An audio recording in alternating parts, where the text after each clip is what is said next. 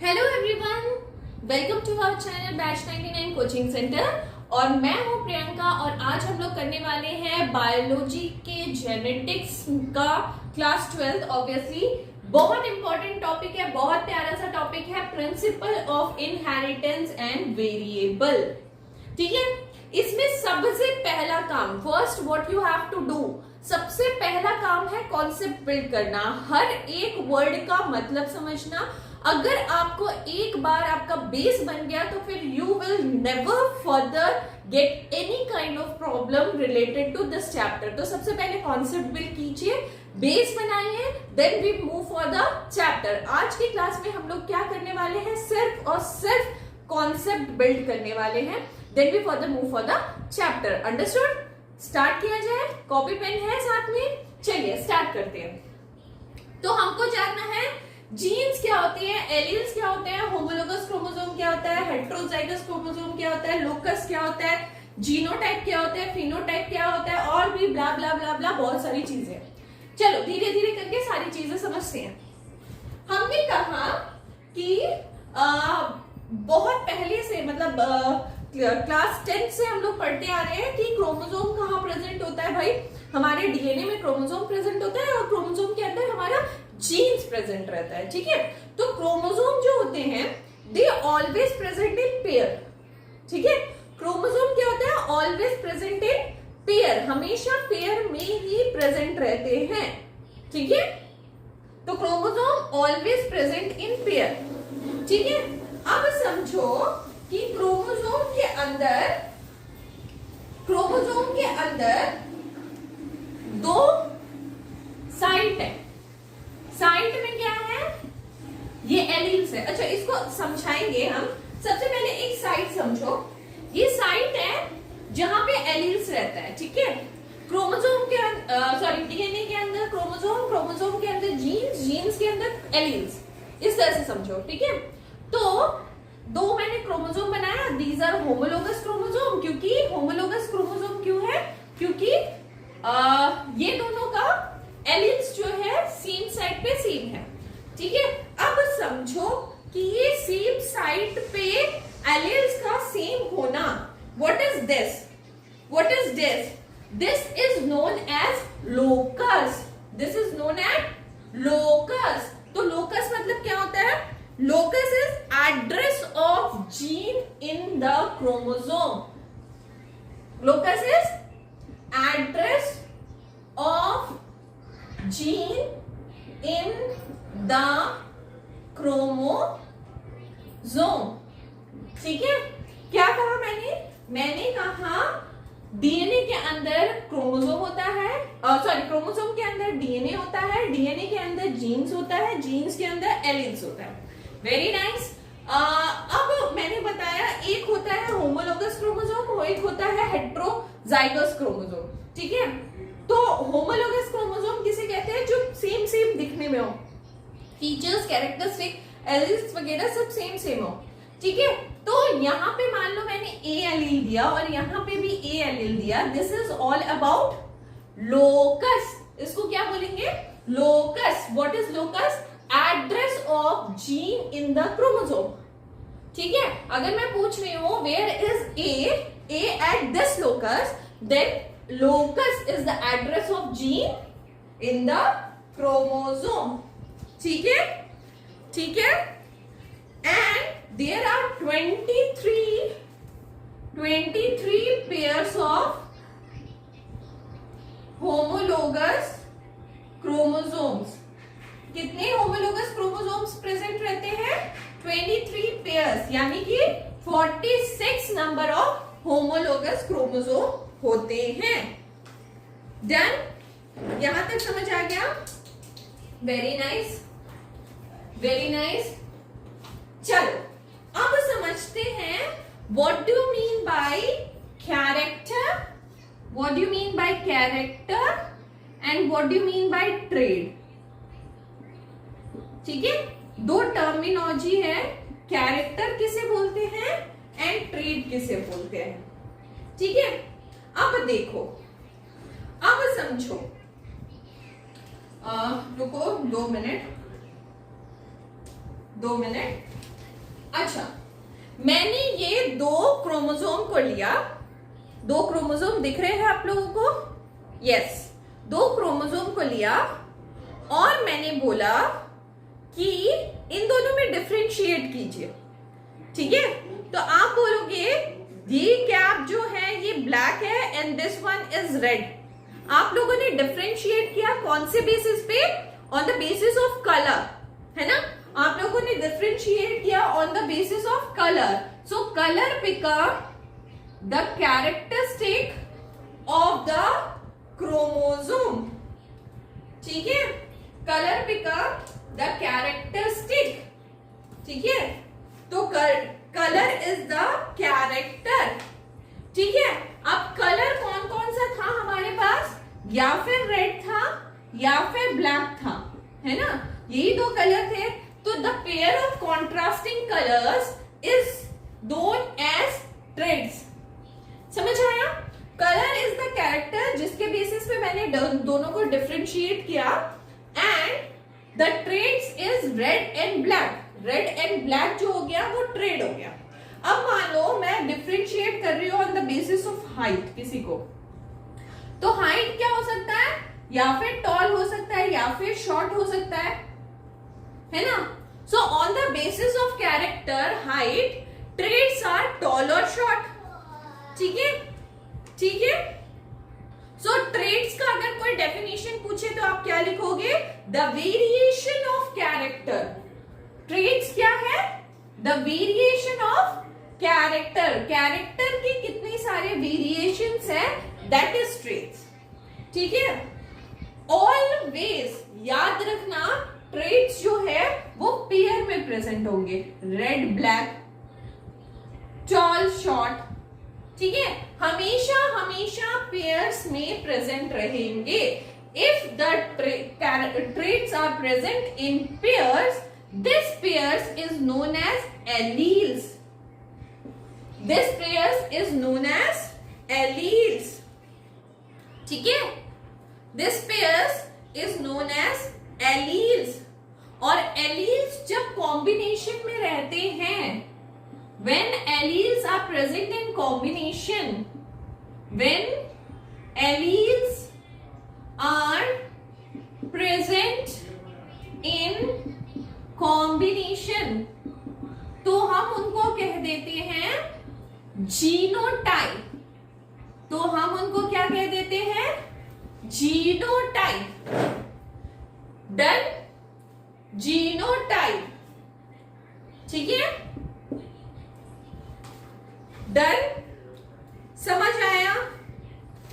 समझ आया? यहां तक बातें क्लियर है? मैंने क्या क्या बताया तुमको? होमोलोगस क्रोमोसोम बताया। Homologous chromosome, chromosome are always present in pair, हमेशा एक साथी के साथ रहता है, और हमेशा सेम अगर एलील प्रेजेंट हो तो we known it as homologous chromosome बोलते हैं। होमोलोगस क्रोमोसोम जो होता है वो 46 numbers and 23 pairs of homologous chromosome होते हैं। उसमें क्या होता है? 2 चीजें होती है, कैरेक्टर होता है, ट्रेड होता है। ठीक है, कैरेक्टर, व्हाट इज कैरेक्टर? किस कैरेक्टर के आधार पे आप उसको डिफरेंशिएट कर रहे हो, या फिर वो रेड है या फिर ब्लैक है, कलर के आधार पे कर रहे हो। ठीक है, तो colour become the characteristic and traits become the variations of colour. ठीक है, सो ट्रेड्स हमेशा पेयर्स में होंगे। ठीक है, this pairs is known as alleles, और एलील के कॉम्बिनेशन को हम बोल देते हैं जीनोटाइप। डन, यहां तक ठीक है? यहां तक ठीक है? ठीक है, ओके, वेरी नाइस। यहां तक ठीक है, तो यहां तक बातें थोड़ी बहुत अपनी कॉपी में नोट कर लीजिए। नोट हो गया? चलिए, अब मुझे ये बताइए, मैं डालू ना? Very nice. अब मुझे ये बताइए कि अगर मैंने 2 क्रोमोसोम बनाया, this one and this one और दिस वन, यहां पे एलील ए है और यहां पे एलील ए है। So what is this condition? This is heterozygous, ठीक है। And what is this condition? This is homologous,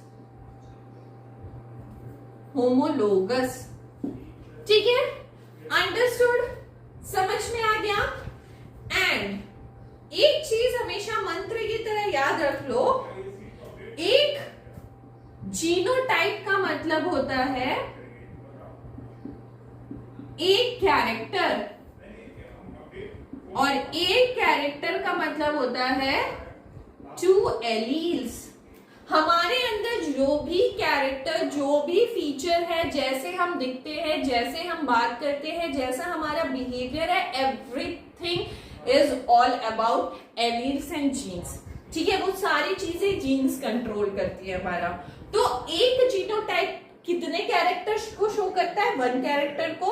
और एक कैरेक्टर में कितने एलील्स होते हैं? 2 एलील्स, ठीक है। अगर क्वेश्चन ऐसा आया 12 genotype is equal to dash number of alleles, 12 genotype is equal to dash number of alleles। तो कितने नंबर ऑफ एलील्स होंगे? एक जीनोटाइप तो 2 एलील्स, तो 12 genotype is equal to 24 alleles, ठीक है। If the alleles is 14 numbers, if the alleles is 14 number, तो वो कितने कैरेक्टर को शो करता है? If the alleles is 14 number, तो वो कितने कैरेक्टर को शो करता है? 2 एलील, 1 कैरेक्टर, तो 14 एलील्स, 7 कैरेक्टर्स को। अंडरस्टूड? यहां तक बातें क्लियर है? क्लियर, ठीक है। चलो, now go for some definitions, ठीक है। डेफिनेशंस पे आ जाते हैं। समझ गए? इतनी बातें समझ गए? तो चलो कुछ डेफिनेशन भी सीख लेते हैं। चलो, our first definition is allele. चलो, एलील मैंने बताया ना, व्हाट इज एलील, है ना। एलील क्या होता है? एलील, 2 एलील शो 1 कैरेक्टरिस्टिक, है ना। So if we are talking about alleles, तो एलील का डेफिनेशन क्या लिख सकते हैं? Allele is 1 of 2 or more forms of gene, ठीक है।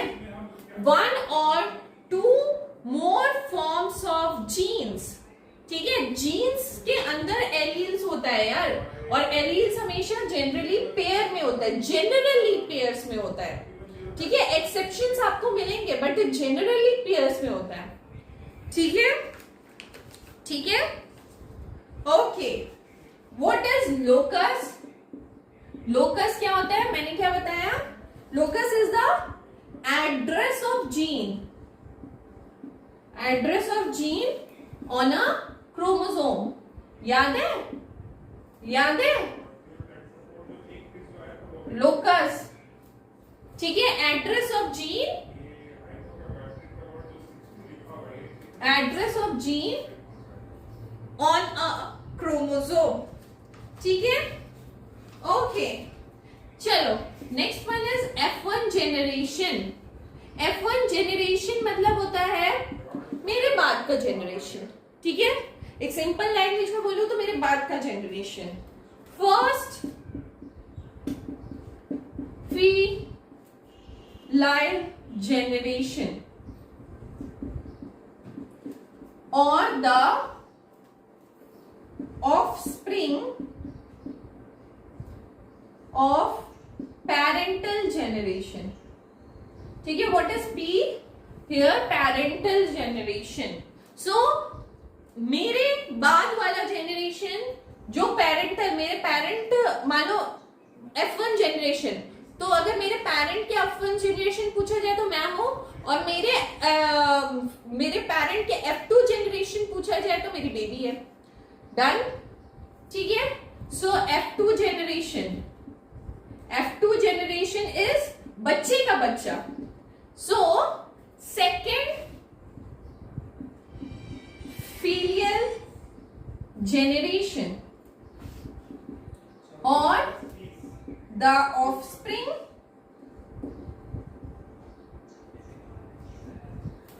of F1 generation। समझ आया? ठीक है, मेरा बच्चा दैट इज F1 जनरेशन, मेरे बच्चे का बच्चा that is F2 generation. F लिख दिया क्यों मैंने? डन, ठीक है, ठीक है। Genotype, genotype, what is genotype?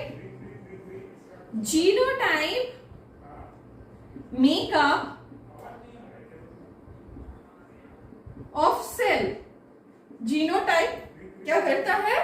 Cell बनाता है। और जीनोटाइप के पास, हर एक जीनोटाइप के पास हैव 2 एलील्स, है ना? 2 एलील्स हमने सीखा ना। 1 genotype is equal to 1 character and 2 alleles.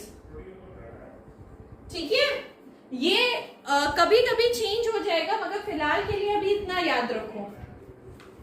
Done, done, ठीक है। तो जीनोटाइप भी हो गया। चलो phenotype, what is phenotype?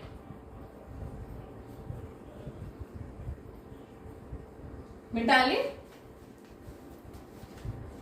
Okay, what is phenotype?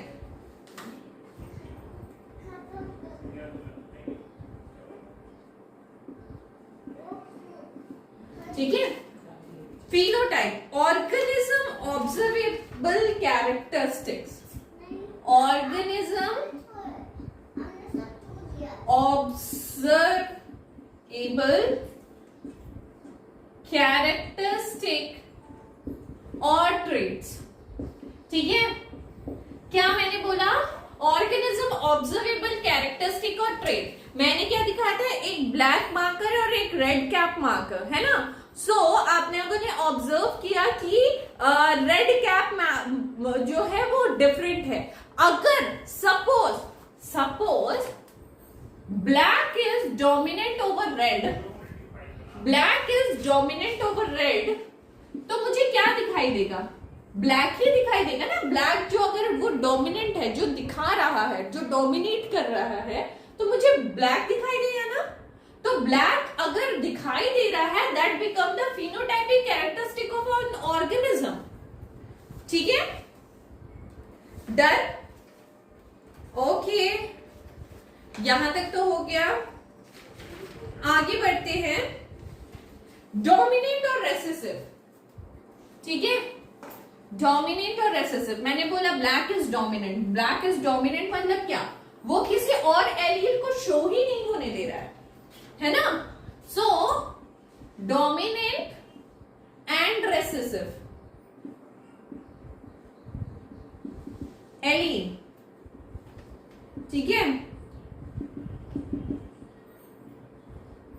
तो डोमिनेंट का मतलब हुआ trait that hides another traits। ठीक है, हो क्या रहा है कि एक कैरेक्टरिस्टिक के ऊपर दूसरा कैरेक्टरिस्टिक चढ़ ही नहीं रहा है, and we can see only black. Red हमको दिखाई नहीं दे रहा है। ठीक है, अगर नहीं दिख रहा है, so black is become the dominant trait. और रेसेसिव क्या होगा? ट्रेट दैट आर हिडन, कहीं ना कहीं तो है, बट इट्स नॉट ऑब्जर्व। ठीक है, ऑब्जर्व नहीं किया जा सक रहा है। ठीक है, next is pure breeding. Pure breeding किसको बोलेंगे? और ट्रू ब्रीडिंग, और ट्रू ब्रीडिंग। जैसे कि ना सूर्यवंशम मूवी देखिए, अमिताभ जी का बेटा भी Amitabh ji, that is pure breeding. ठीक है, मतलब when the trait of the offspring are same as the parent.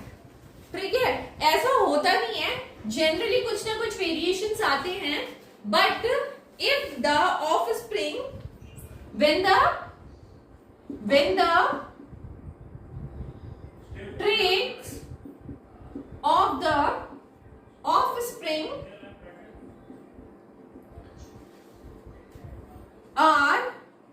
नहीं होगा, is the same as the parent. ठीक है, पेरेंट की तरह एकदम सेम टू सेम हो, अमिताभ जी का बेटा अमिताभ ही, ठीक है, सूर्यवंशम मूवी, उससे याद रखना है इसको, प्योर ब्रीडिंग, डन, ठीक है। अब देखो next is Punnett square, Punnett square, ठीक है। Punnett square is all about, जो पंडित जी आते हैं ना तुम्हारे घर में एंड कुंडली मैच वैच करना, वो उनके बुक में भी देखना, एक स्क्वायर स्क्वायर टाइप का एक घर टाइप का बना होगा, और उससे मैच करके देखते हैं, हाँ ये ठीक है वो ठीक है, हाँ कुंडली मिल गई। वो क्या करते हैं, वो प्रोबेबिलिटी निकालते हैं, मैथमेटिकली प्रोबेबिलिटी निकालते हैं, भाई इस घर के कुछ कैरेक्टरिस्टिक लिए, उस घर के कुछ कैरेक्टरिस्टिक लिए, और दोनों को मैच करके देखा, तो वो ट्रेडिशनल पनेट स्क्वायर है, मतलब प्रोबेबिलिटी निकालना, that is Punnett square. Punnett square is a diagram that is used to predict an outcome of a particular cross, ठीक है। क्या किया, मैं पापा टॉल, मम्मी टॉल, तो बच्चे तो प्रेडिक्शन करके ही टॉल, तो वो प्रेडिक्शन करेंगे ना एक डायग्रामेटिक रिप्रेजेंटेशन करके, अगर बायोलॉजी में, तो उसको हम कहेंगे Punnett square. Done. Next is heredity. Heredity तो हम लोग बार बार बोलते हैं यार, हेरिडिटी, हेरिडिटी का मतलब होता है जो तुम्हारे पापा में कैरेक्टरिस्टिक है वही तुम्हारे में भी है, अगर that is known as heredity, मतलब passing the traits, your father is passing the traits to you, ठीक है। So passing of traits, passing of traits to the offspring, offspring में अपने ट्रेड्स को ट्रांसफर करना, दैट इज हेरिडिटी। यहां तक समझ आ गया? अगर समझ आ गया तो ये सारी चीजें नोट कर लीजिए। Further we move for the questions, ठीक है।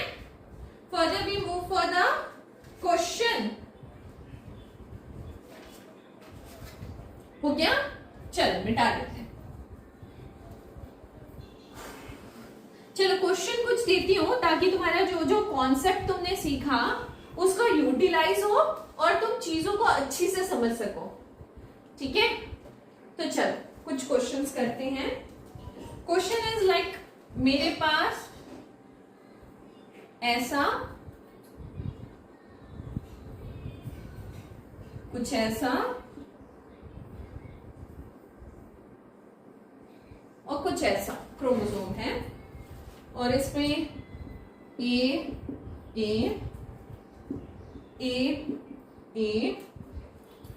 और ए सब ऐसा कुछ है। क्वेश्चन नंबर 1 मैंने पूछा, how many chromosomes are present here. Comment box में लिखिए, how many chromosomes are present here. जल्दी जल्दी जल्दी, फटाफट, कितने क्रोमोसोम यहां पे प्रेजेंट हैं? Yes, the answer is 6 chromosome.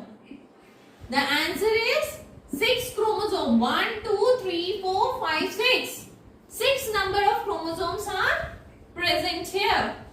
Second question, how many pairs of chromosome are present here. कितने पेयर्स में क्रोमोसोम यहां पे प्रेजेंट है? कितने पेयर्स है? 6 क्रोमोसोम है, यानी कि 3 पेयर्स है। डन। चलो question number 3। Question number 3, how many types of alleles are present? कितने टाइप्स के एलील यहां पे प्रेजेंट है? चलो the next question is how many types of alleles are present? कितने टाइप्स के एलील्स प्रेजेंट हैं यहां पे? ध्यान से, question is how many types, not the number of alleles, how many types of alleles. एक कैपिटल है, एक स्मॉल है, यही 2 टाइप अवेलेबल है ना, और तो कोई टाइप है नहीं, तो देयर आर 2 टाइप्स ओनली। ठीक है। Next one, how many types of gametes will be formed by capital A and small a। ध्यान से, कितने तरह के गैमेट प्रोड्यूस हो पाएंगे कैपिटल ए और स्मॉल ए से? जब गैमेट प्रोड्यूस होता है तो एलील्स ब्रेक होता है। जब गैमेट प्रोड्यूस होता है तो एलील्स ब्रेक होता है ना, क्रोमोसोम हाफ हाफ चला जाता है, तो एलील्स ब्रेक हो गए। तो how many types of gametes will form? 2 types. ठीक है। What are those? Capital A and small A. Done. Question समझ आ रहा है? कॉन्सेप्ट बिल्ड हो रहा है? चलो कुछ हायर लेवल क्वेश्चंस में जाते हैं। ओके ओके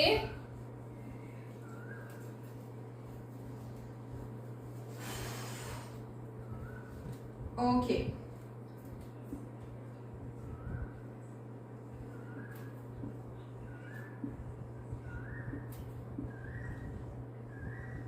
ठीक है।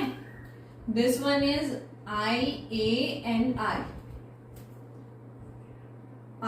B and I, and here is I A and I B।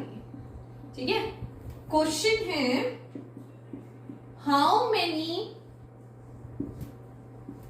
Types of alleles are present? यहां पर भी देखिए, how many types of alleles are present here. बताइए कितने टाइप्स के एलील प्रेजेंट है? कितने टाइप्स के एलील प्रेजेंट है? The type is only 3, IAA, IB, 3 types है ना, 3 टाइप्स के एलील प्रेजेंट है। ठीक है। नेक्स्ट क्वेश्चन, क्वेश्चन है the person with IA will have how many types of gametes? बताइए कितने टाइप्स के गैमेट्स प्रोड्यूस होंगे IA and IA से? ऑफ कोर्स जब गैमेट प्रोड्यूस होगा तो एलील्स ब्रेक हो जाएंगे, and the answer is 2 types और 1 टाइप। यस, 1 टाइप, क्योंकि दोनों ही तो IA ही होगा। Only 1 type. How many types? Questions are how many type, not the number of. Done. यहां तक क्लियर है? यहां तक क्लियर है? कुछ कॉन्सेप्ट बिल्ड हुआ? ओके। नाउ आ जाते हैं the father of genetics George Mendel की तरफ। ठीक है। The father of genetics. अच्छा, नाम था उनका जॉर्ज जॉन मेंडल, और उनको उपाधि मिली थी he was the father of modern genetics. ठीक है, ठीक है। और उन्होंने काम किया था पी प्लांट के ऊपर। ठीक है, पी प्लांट का scientific name Pisum sativum. P plant का साइंटिफिक नेम पाइसम सेटिवम। ठीक है, ओके। पी प्लांट पे ही उन्होंने क्यों काम किया था? क्योंकि P plant have the small life cycle. ठीक है, स्मॉल लाइफ साइकिल, तो जो भी ऑब्जर्वेशन करना होगा वो ऑब्जर्व करने में इजी रहेगा because they have a small life cycle. और उनमें बहुत सारे कॉन्ट्रास्टिंग कैरेक्टर्स भी अवेलेबल थे, इसीलिए उन्होंने पी प्लांट को चूज किया। नाउ उनका एक्सपेरिमेंट कितने साल तक चला? 7 years। बाप रे, बहुत लंबा एक्सपेरिमेंट था। उन्होंने 3 लॉ दिए थे, जो तीनों लॉ अभी हम आगे जाके चैप्टर में पढ़ेंगे। ठीक है, उन्होंने क्या किया था? लार्ज सैंपलिंग साइज किया था। लार्ज सैंपलिंग साइज मतलब उन्होंने जो पैदावार की थी एक लार्ज एरिया में किया था ताकि उनको सैंपल्स बहुत सारे मिल सके। ठीक है, ओके। इस तरह से उन्होंने एक्सपेरिमेंट किया था। नाउ नो सम पॉइंट्स जिसके आधार पे आगे हम चैप्टर में बढ़ेंगे। तो मैंने कहा जो प्लांट था वो पी प्लांट था, पाइसम सेटिवम। ठीक है, सो पी प्लांट में कॉन्ट्रास्टिंग कैरेक्टरिस्टिक भी थे। So what are those contrasting characteristic? So pea trait, यहां पे लिखो कि जो कैरेक्टर डोमिनेंट होंगे, और जो कैरेक्टर रेसेसिव होंगे। ठीक है, किसी के आधार पे हमने एक्सपेरिमेंट किया ना, तो किसको डोमिनेंट लेंगे किसको रेसेसिव लेंगे वो पहले डिसाइड कर लेते हैं। तो सबसे पहले सीड शेप पे आते हैं। तो जो सीड शेप मटर राउंड शेप का होगा उसको हम डोमिनेंट लेंगे, और जो रिंकल शेप का होगा, रिंकल्ड मतलब समझते हो ना, रिंकलिंग पड़ जाएगा, रिंकल हो जाएगा, सो रिंकल्ड होगा वो रेसेसिव कैरेक्टर होगा। नाउ सीड कलर, अच्छा ये सब क्या कर रहे हैं हम? This is the character and these are the traits. समझ रहे हो ना? This is the character and these are the traits, variety of variations of characters. ठीक है, कौन कौन से कैरेक्टर के आधार पे। ओके, सीड कलर येलो रहेगा तो डोमिनेंट, और ग्रीन रहेगा तो recessive. Okay, flower colour purple रहेगा तो डोमिनेंट, और व्हाइट रहेगा तो we will take it recessive. Flower position